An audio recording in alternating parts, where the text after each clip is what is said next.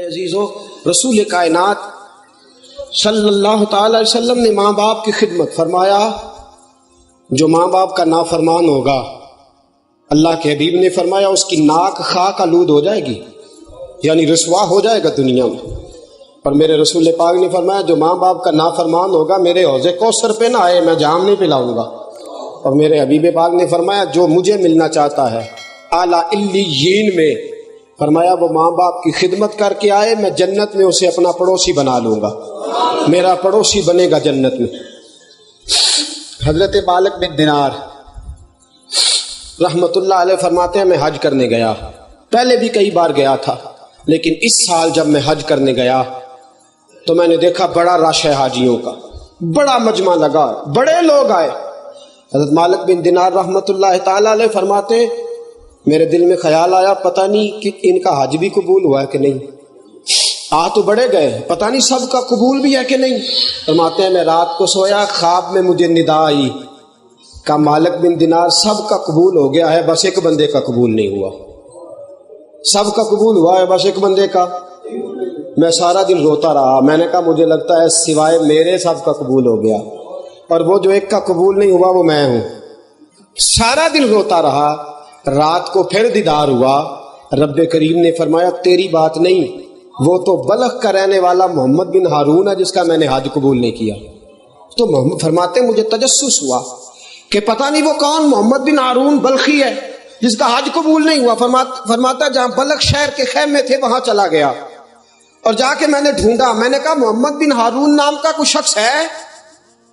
لوگوں نے کہا وہ تو بڑا نیک آدمی ہے، بڑا پرہیزگار ہے، حالانکہ ایک بازو سے معذور ہے پھر بھی روز رات کو عبادت کرتا ہے، دن کو روزہ رکھتا ہے، تھوڑے سے چنے لے کے افطاری، بڑا نیک ہے۔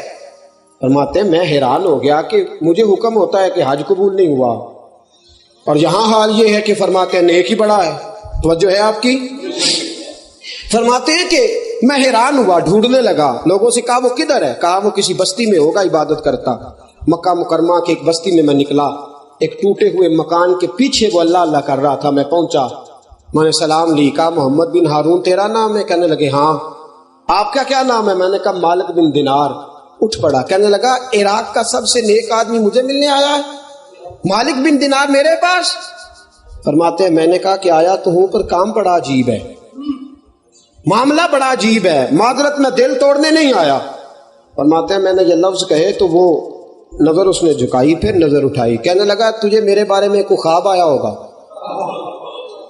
تجھے میرے بارے میں کوئی خواب آیا ہوگا؟ میں نے کہا ہاں۔ کہنے لگا کیا؟ میں نے کہا وہ کہتا ہے میں نے تیرا حج نہیں قبول کیا۔ فرماتے زمین پہ گرا، تڑپ اٹھا، کہنے لگا یا اللہ 40 سال ہو گئے اور میں کتنی معافی مانگوں؟ بولا 40 سال بیت گئے، کتنی معافی مانگوں؟ فرماتے ہیں میں اس کی بات پہ تڑپ رہا، رو رہا، یا اللہ اب تو معاف کر دے، 40 سال بیت گئے۔ فرماتے ہیں وہ اتنا رویا کہ مجھے ترس آیا، میں نے دیکھا کہ اس کا بازو کٹا ہوا ہے، اس نے رسی کے ساتھ باندھا ہے گلے میں۔ میں نے کہا محمد بن ہارون یہ کیا ہے اور کون سا گناہ ہے کہ 40 سال سے معافی نہیں ہو رہی؟ کہنے لگا مالک بن دینار میں شراب کا عادی تھا، شراب پی کے گھر آیا، عصر کے بعد رمضان کا مہینہ تھا، ماں روٹیاں لگا رہی تھی، میں نے کہا روٹی دے۔ کہنے لگی شرم نہیں آتی، روزہ رکھا نہیں تو روزے داروں کا خیال ہی کر۔ کہتا ہے سیدھے ہاتھ کا میں نے گھونسا مارا، مکہ مارا، ماں جلتے ہوئے تندور میں گر گئی۔ لوگوں نے بچانے کی بڑی کوشش کی لیکن میری ماں تندور میں جل کے مر گئی۔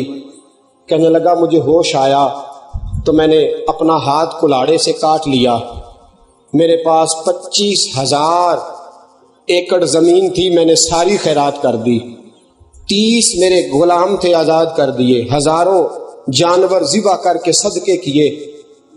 40 سال ہو گئے، کعبے کے مالک کے پاس آتا ہوں، اس کے گھر آ کے کہتا ہوں سونے معاف کر دے، یہ کہتا ہے میں ہر گناہگار معاف کر دوں گا پر ماں باپ کا نافرمان میں نے معاف نہیں کرتا۔ 40 سال سے حاضری دے رہا ہوں، ہر سال حج کر لیتا ہوں تو کسی نہ کسی کو خواب میں کہہ دیتا ہے کہ جا کے اسے بتا دے میں نے تیرا قبول نہیں کیا۔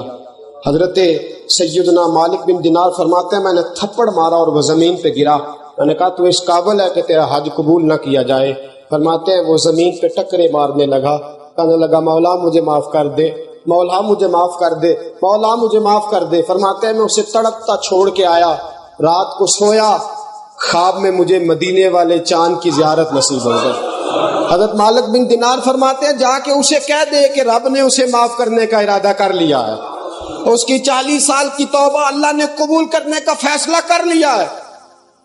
حضرت مالک بن دینار فرماتے ہیں کہ کس طرح اللہ معاف کرے گا یا رسول اللہ، وہ قاتل ہے ماں کا، اللہ کیسے معاف کرے گا؟ اللہ تو حقوق العباد معاف نہیں کرتا۔ مالک بن دینار فرماتے ہیں میں نے خواب میں دیکھا، میرے رسول کی آنکھوں میں آنسو آ گئے۔ حبیب پاک نے فرمایا اللہ قیامت کے دن اسے جہنم میں پھینکے گا، اور جہنم میں پھینک کے اس کی ماں کو بلائے گا، اور رب کہے گا میں نے تیرا لال دوزخ میں پھینک دیا ہے، اس نے تجھے قتل کیا تھا، زندہ جلا دیا تھا، میں نے جہنم میں پھینکا ہے۔ فرمایا وہ ماں اسی وقت خدا کی رحمت کو تھام لے گی، کہے گی یا اللہ پھینکنا تھا تو مجھ سے کیوں پوچھا، مجھے جلا دیا تو کیا ہوا، ستایا تو کیا ہوا، میرا بیٹا تو ہے نا، میں نہیں پسند کرتی، اس نے پھینکا تھا آگ میں تو نہیں اس کا جلنا پسند کرتی، مولا اگر تو مجھے راضی کرنا چاہتا ہے تو میرا بیٹا واپس کر۔ رسول پاک فرماتے ہیں وہ جل مری، لیکن بیٹے کا جلنا اس نے پسند نہ کیا۔